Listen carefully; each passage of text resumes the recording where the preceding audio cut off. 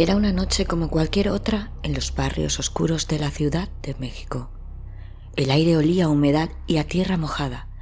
Las calles de adoquines estaban desiertas, salvo por alguna que otra figura borrosa que se deslizaba por las sombras. Las farolas parpadeaban débilmente, incapaces de iluminar más allá de unos pocos metros, dejando la ciudad envuelta en penumbra. Ella caminaba con paso rápido, abrazada a sí misma para protegerse del frío y de algo más intangible. Algo que flotaba en el aire. Su nombre, como el de tantas otras, se perdería en la oscuridad de la historia. Era una mujer acostumbrada a la dura vida de las calles, una vida que no ofrecía segundas oportunidades. Esa noche, como tantas otras, se había propuesto encontrar a un cliente rápido para poder volver a su hogar, si es que se le podía llamar así, y olvidar, aunque fuera por un momento, el peso de su existencia.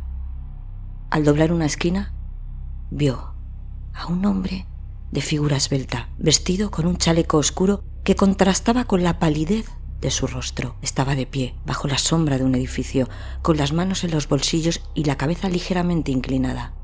Al verla, levantó la mirada y le sonrió. No era una sonrisa cálida, pero tampoco tenía la frialdad que debería haberle advertido del peligro. Al contrario, había algo magnético en él, algo en sus ojos que la hizo detenerse. «Buenas noches», dijo él con una voz suave, casi susurrante. Ella respondió con un gesto, manteniendo la distancia mientras lo evaluaba. Los hombres como él no eran raros en las calles, hombres que parecían fuera de lugar en el ambiente de miseria. Su ropa estaba impecable, el chaleco ajustado a su cuerpo delgado, sus zapatos sin una mancha de barro, como si flotara por encima de la suciedad. Pero había algo en su mirada, algo profundo y vacío. «¿Te invito a tomar algo?», continuó él, dando un paso hacia adelante. «Hace frío y podríamos encontrar un lugar más cálido». Las palabras resonaron en su mente tentadoras. El hombre parecía inofensivo, refinado, como alguien que podría pagar bien por su tiempo. Y en una noche como esta necesitaba cualquier cantidad de dinero que pudiera obtener. Aún así, algo en su instinto la hizo dudar por un instante. Fue un parpadeo de miedo, una sensación que recorrió su espina dorsal, pero fue sofocada rápidamente por la necesidad. Aceptó con una inclinación de cabeza y juntos caminaron hacia una calle más oscura. Los pasos resonaban huecos en el pavimento húmedo. El silencio entre ambos se volvió opresivo, como si las sombras a su alrededor los estuvieran observando, susurrando advertencias que ella no podía escuchar. El hombre no dijo nada más mientras la guiaba por un laberinto de callejones hasta que llegaron a un rincón aislado, donde las farolas no alcanzaban a proyectar su luz. Fue en ese momento, en ese susurro del viento y en el crujido lejano de las ramas, que ella sintió el peligro real. Se detuvo en seco, pero ya era tarde. El hombre que hasta entonces había caminado con un aire de calma cambió en un instante. Sus manos se movieron rápido, demasiado rápido.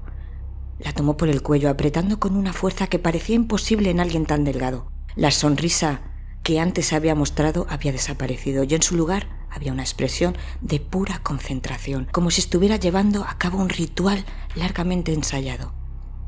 Ella intentó gritar, pero el sonido quedó atrapado en su garganta.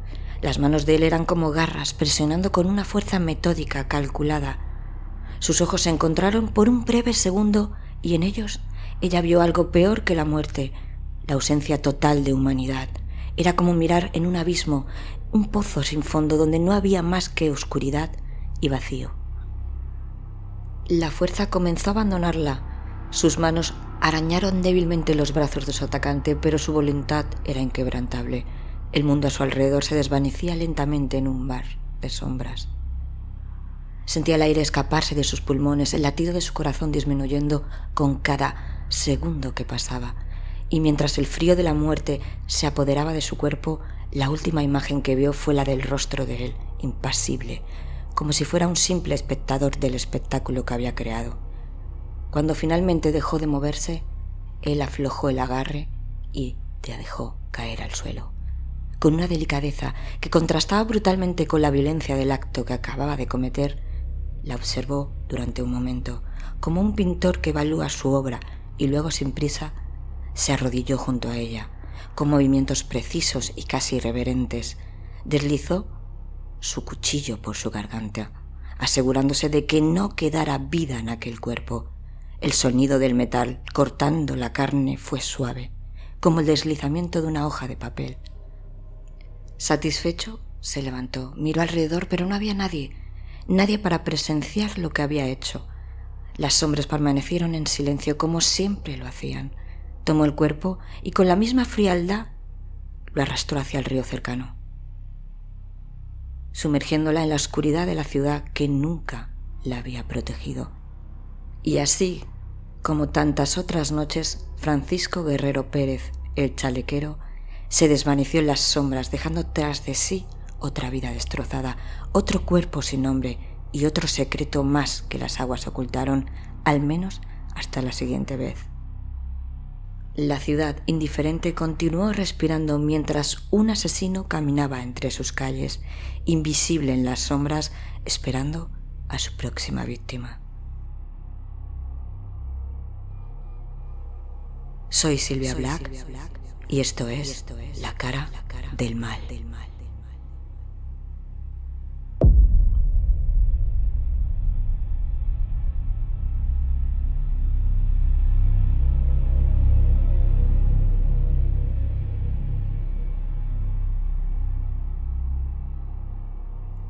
Hoy vamos a explorar un tema que cruza océanos y une destinos sangrientos. Dos asesinos en serie separados por el Atlántico, pero unidos por el horror que sembraron en sus respectivas ciudades. Estamos hablando, por supuesto, de Jack el Destripador y Francisco Guerrero, mejor conocido como el Chalequero, o como podríamos llamarlo, el Jack el Destripador mexicano. Imaginad por un momento las calles empedradas de la Ciudad de México a finales del siglo XIX. Las sombras se alargan y el bullicio del día se apaga mientras el miedo comienza a susurrar entre las mujeres de la capital. Suena familiar, claro. Todos hemos escuchado historias similares en los oscuros callejones del Londres victoriano, donde Jack el Destripador acechaba a sus víctimas. Pero hoy mostraremos cómo las historias de estos dos asesinos separados por miles de kilómetros comparten más que solo el odio hacia sus víctimas. Por un lado tenemos a Jack, cuyo nombre ha resonado en la cultura popular por más de un siglo. Un asesino meticuloso, inteligente, casi fantasmal que nunca fue capturado, convirtiéndose en un enigma para la criminología. Y luego está el Chalequero, un hombre con una cara y un nombre real. Un artesano convertido en monstruo, cuyas manos manchadas de sangre también escalaron las páginas de la historia negra. Ambos atacaron a las mujeres vulnerables, Jack en la niebla londinense y el Chalequero en los barrios humildes de la Ciudad de México. Sus métodos, aunque diferentes, compartían un sadismo que les conectaba en espíritu.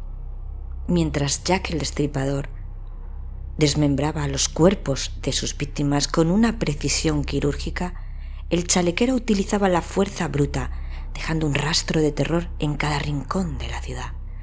Pero más allá de sus crímenes, lo que realmente los une es el eco que dejaron en la sociedad. Ambos casos desnudaron la desesperación y el olvido en el que vivían sus víctimas, mujeres marginadas, cuyas vidas parecían tener poco valor hasta que su muerte las convirtió en noticia. La prensa, sedienta de escándalos, construyó mitos alrededor de estos hombres, convirtiéndolos en leyendas oscuras que aún hoy, más de un siglo después, siguen siendo tema de conversación.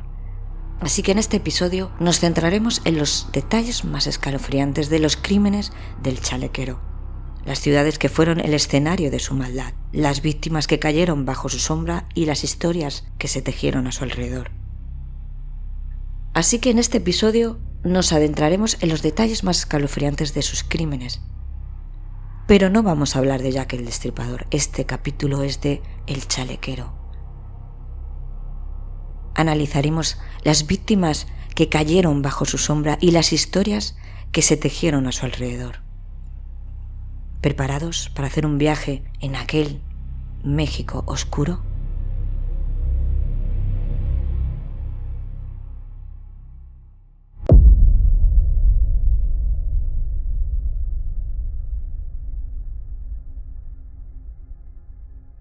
Nuestro asesino de hoy, Francisco Guerrero Pérez, nació en el seno de una familia pobre en alguna parte del Bajío en 1840. Tenía 10 hermanos. Su infancia estuvo marcada por la pobreza. Los abusos constantes de una madre que golpeaba a él y a sus hermanos era asfixiante, y la ausencia de un padre. En 1862, a la edad de 22 años, emigró a la Ciudad de México, donde comenzó a trabajar como zapatero. Guerrero, quien jamás tuvo reparo en tratar de ocultar su misoginia ni sus asesinatos, aún así estuvo casado y tuvo 4 hijos con su esposa llamada María, y otros más fuera del matrimonio. Tuvo muchas amantes, las cuales incluso algunas llegaron a mantenerlo. Llegó a tener todo un harén de mujeres a su servicio. Se cree que pudo ejercer como proxeneta. En varias ocasiones se cuenta que se le pudo ver alardeando de sus crímenes en el barrio. Vivía en la colonia de Peralvillo y todos sus vecinos sabían la oscuridad dentro de él, pero nadie le denunció por miedo. Paradójicamente, Guerrero se declaraba católico devoto de la Virgen de Guadalupe y contaba orgulloso haber sido, en su infancia, sacristán. Vestía de manera estrafalaria, aunque elegante. Siempre usaba pantalones entallados de cachemir, fajas multicolores y chalecos de charro. Le describen como atractivo, refinado, un galán con un toque de peligro. Se dice que Francisco Guerrero, mejor conocido como el Chalequero, recibió este apodo por 2 razones intrigantes. Algunos afirman que el nombre surgió por la costumbre de lucir siempre un chaleco, una prenda que acentuaba su apariencia distinguida. Pero otra teoría, mucho más oscura, apunta a que el apodo se debía a su brutal costumbre de someter a cualquier mujer que deseara, obligándola a mantener relaciones sexuales, es decir, sin consentimiento. Este siniestro doble significado revela no solo su estilo, sino también la violencia con la que marcaba a sus víctimas.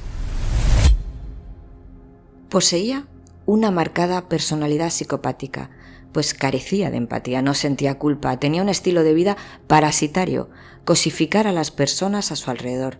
Tenía una autoestima inflada, sufría de ataques súbitos de ira, era manipulador y promiscuo. Pese a ello, era una persona carismática, de ahí sus muchas amantes.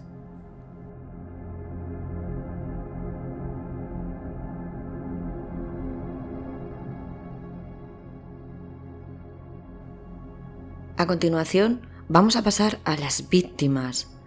Su modus operandi era siempre el mismo. Con su apariencia refinada y modales amables, se ganaba la confianza de sus víctimas, bajo el pretexto de requerir sus servicios. Las llevaba a lugares apartados, donde luego desataba su verdadera naturaleza. Las estrangulaba o degollaba sin piedad. Luego arrojaba sus cuerpos al río Consulado, cuyas aguas se convirtieron en el siniestro depósito de los restos de más de una decena de mujeres. También se encontraron cuerpos y restos en calles y basureros. Sus crímenes eran particularmente brutales y en muchos casos atacaba a sus víctimas con cuchillos o navajas, mostrando un odio profundo hacia las mujeres. Fue arrestado en varias ocasiones, pero debido a la corrupción y las deficiencias en el sistema judicial de la época, logró evadir a la justicia por muchos años. Un 20 de octubre de 1887, Juliana Hernández, de 33 años, fue encontrada en la vecindad de la calle de Chavarría con múltiples heridas en el abdomen y el cuello. Su cuerpo fue brutalmente mutilado. Un 30 de noviembre del mismo año, Justa Luna, de 40 años, fue asesinada similar a Juliana, con múltiples cortes en el abdomen y garganta. Su cuerpo fue encontrado en un basurero en la calle de la Violeta. 5 de diciembre de 1887, asesinó a Antonia Hidalgo, de 50 años. Fue encontrada cerca del lugar donde se encontró el cuerpo de Justa. Su cuerpo también presentaba mutilaciones severas. El 16 de diciembre asesinó a Romana Villegas, de 26 años. Fue encontrado en la calle Zaragoza, con heridas similares a las otras víctimas, indicando un patrón en los asesinatos del Chalequero. El 21 de diciembre asesinó a Ángela Ponce, de 28 años. Su cuerpo fue encontrado en la calle de la Estampa, también brutalmente mutilado. sus mutilaciones y cómo cortaba a sus víctimas, generalmente en el abdomen y el cuello, esto causaba la muerte por desangramiento. Después de asesinarlas solía mutilar los cuerpos, dejando los cuerpos totalmente destrozados. Los lugares de los crímenes generalmente eran encontrados en lugares públicos como calles o basureros o el río Consulado. Esto aumentaba la notoriedad de los crímenes y causó verdadero pánico en la población.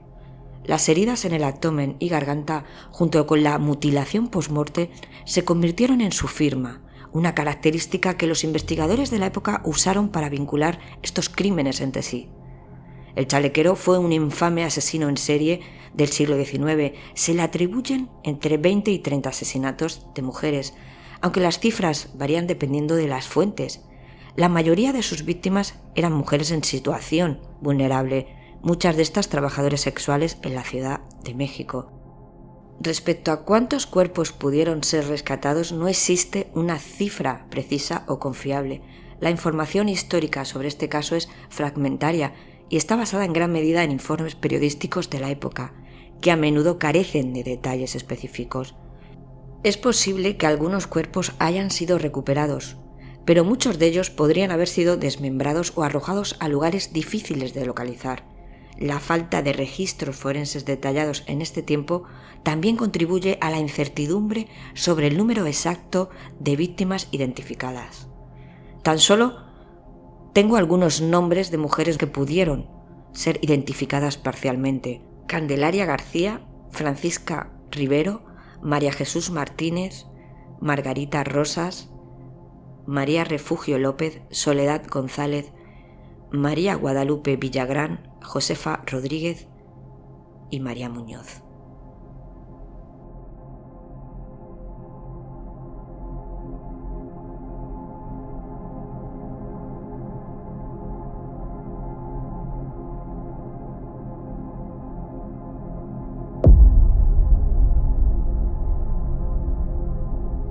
En esta parte vamos con la primera detención del chalequero, ya que desde 1880 a 1888, cadáveres de mujeres decapitadas, brutalmente golpeadas y cortadas comenzaron a aparecer en los márgenes del río Consulado.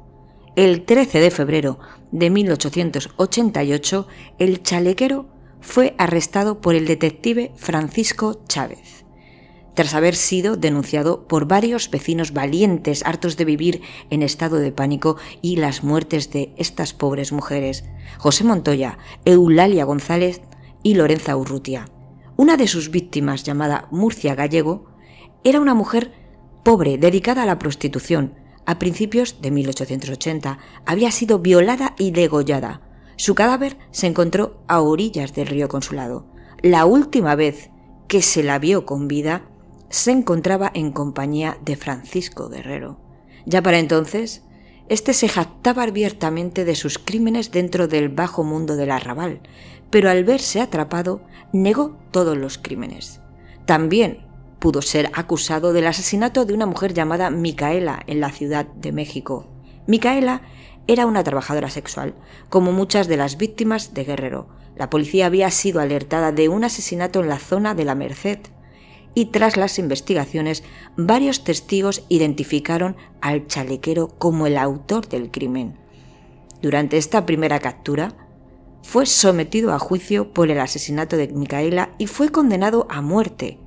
Sin embargo, su sentencia fue conmutada a 20 años de prisión, debido a la intervención de personas influyentes que creían que su juicio no había sido justo.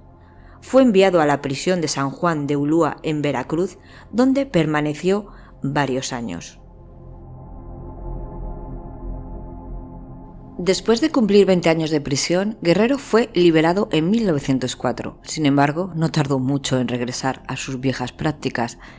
En 1908, apenas 4 años después de su liberación, fue arrestado nuevamente por el asesinato de una anciana de 80 años llamada Antonia. Su cuerpo fue encontrado en el Canal de la Viga, un área donde Guerrero solía operar. Así que en este segundo juicio, en 1908, Francisco Guerrero fue condenado a muerte nuevamente, esta vez sin posibilidad de conmutación. a pesar de su edad avanzada, pues ya tenía unos 70 años, el tribunal consideró que los crímenes de Guerrero eran de una crueldad y perversidad extrema, lo que justificaba la pena capital. El juicio atrajo una gran atención pública debido a la naturaleza macabra de los crímenes y a la notoriedad de Guerrero. La prensa le retrató como un monstruo y decía que asesinaba a sus víctimas de una brutalidad inusitada, a menudo estrangulando y desmembrando los cuerpos. El análisis criminológico sobre el chalequero fue uno de los primeros en México que despertó interés en lo que hoy llamaríamos criminología. Aunque en la época no existía un análisis criminológico formal como el que conocemos hoy, los investigadores y periodistas de la época trataron de entender la mente del chalequero. En términos de perfil criminológico, este representa un ejemplo de un asesino en serie organizado que, aunque no era extremadamente sofisticado en sus métodos, sabía cómo manipular su entorno para satisfacer sus impulsos violentos. Su habilidad para ganarse la confianza de sus víctimas, sumada a su capacidad para parecer inofensivo, le permitió operar durante años sin ser detectado.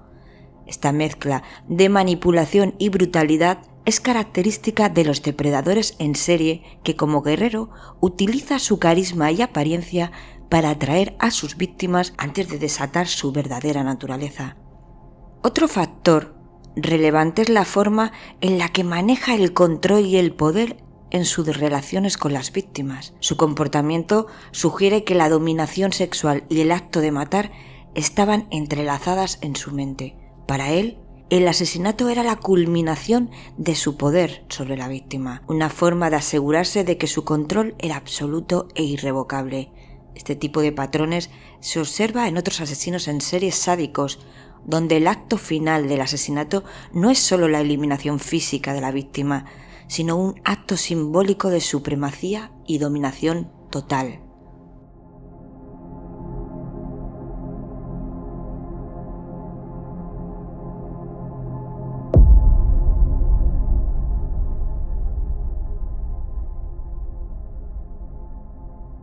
La muerte de nuestro protagonista y asesino de hoy, el chalequero, llegó en 1910, en la cárcel de Belén, ubicada en la Ciudad de México.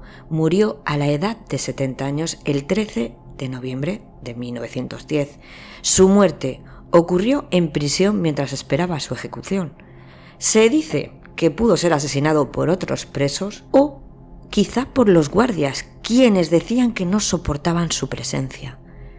El caso del chalequero dejó una huella indeleble en la criminología mexicana y en la memoria colectiva del país. Se le recuerda como uno de los primeros asesinos en serie de México y como un ejemplo de cómo la justicia de la época no estaba preparada para lidiar con crímenes de tal magnitud. Su vida y crímenes también reflejan las condiciones sociales de la Ciudad de México en el siglo XIX, especialmente para esas mujeres vulnerables de clase baja. Si la figura de Francisco Guerrero Pérez, conocido como el chalequero, ha sido objeto de interés en la literatura, no ha sido tanto en el cine, pues no hay ninguna película sobre este asesino. Sí se han escrito 2 novelas hablando de su vida y crímenes. Una novela de 2006, escrita por César Güemes, El chalequero y otros asesinos seriales. Otra novela, escrita por Mónica Uribe, del 2010, titulada El primer asesino serial mexicano, Francisco Guerrero el chalequero. Hay un documental titulado Asesinos seriales mexicanos, del 2008, en Discovery Channel. Incluye un pequeño segmento sobre Francisco Guerrero, analizando su vida, sus crímenes y el contexto en el que operaba. Se trata de una producción que busca ilustrar la historia criminal de México, destacando a varios asesinos seriales más notorios del país. Aunque el chalequero no ha sido objeto de interés en el cine o televisión, como otros casos similares, yo estoy segura de que sería un buen personaje para una buena película o una buena serie.